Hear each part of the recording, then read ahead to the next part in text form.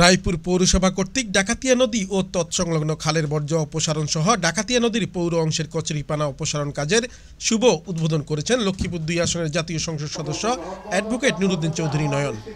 রায়পুর পৌরসভার মেয়র গিয়াসউদ্দিন রুবেল ভাটের তত্ত্বাবধানে মাসব্যাপী উক্ত পরিচ্ছন্ন অভিযান অব্যাহত থাকবে বলে উদ্বোধনী অনুষ্ঠানে জানানো হয়।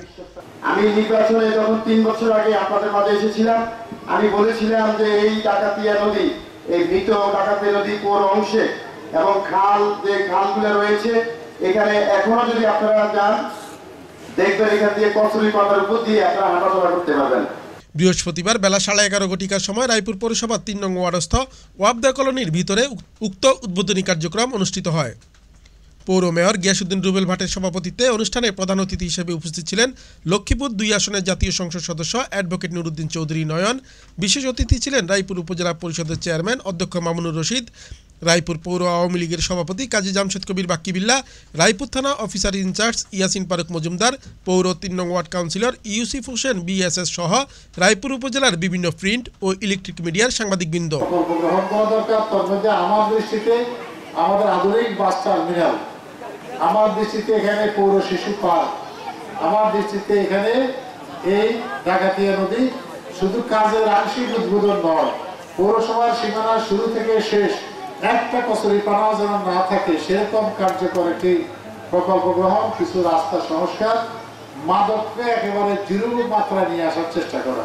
শুধু ডাকাতিয়া নদী বা এটাকে যদি পরিষ্কার করি, আমরা যদি আগে পরিষ্কার করা হোক, পরিষ্কারের সাথে আমরা যারা একটু উপকার ভুগি, আমরা যারা এটাকে ব্যবহার করবো, আমরা যাতে এটা সুফল নেব, আমাদের প্রত্যেকের মন পরিষ্কার হওয়া উচিত।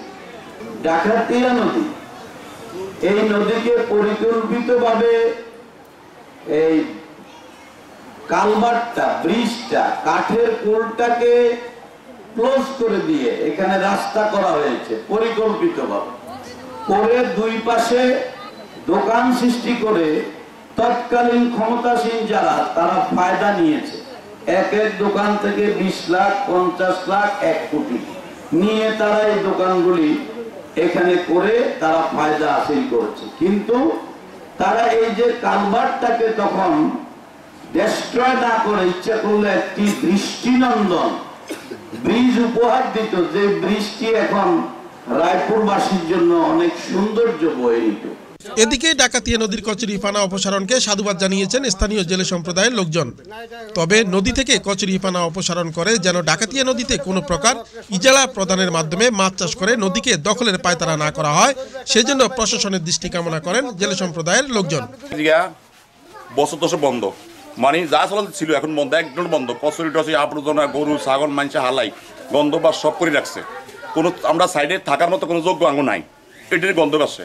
এখন আমরা সরকারের কাছে আবেদন, আমাদেরকে এটা প্রবেশ করে দেয়।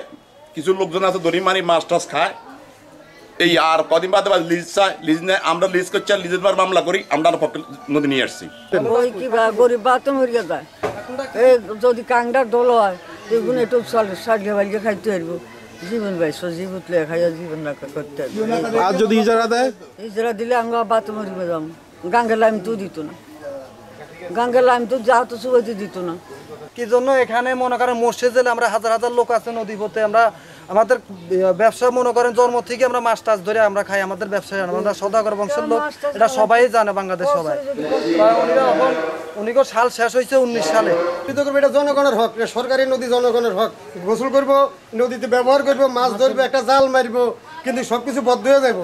তখন আপনি যদি একটা ডালা শিকার টেড়া নিয়ে বাইরান, আপনারা পুলিশে দিব, মামলা দিব আপনার নামে। তা আপনি আইসেন একটা মাছ শখ করে ঢাকার থেকে আইসেন একটা মাছ ধরবেন, হয়তো নাই পাইবেন না পাইবেন, কিন্তু দেখে আপনার দেখার সাথে সাথে আপনার মামলা দিয়ে ধরে নিয়ে দেবো। আমরা ইজ্জত মানহানি করবো, তাহলে এগুলোর জন্য আমরা বিরত থাকতে চাই।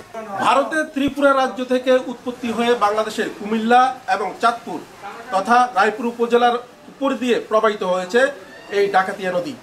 ডাকাতিয়া নদী রায়পুর উপজেলার বহু আশা আকাঙ্ক্ষার প্রতিফলন। বর্তমানে এই নদী থেকে কচুরিপানা অপসারণ করা হচ্ছে, এতে করে জেলে পরিবারের সদস্যরা ব্যাপক আনন্দিত।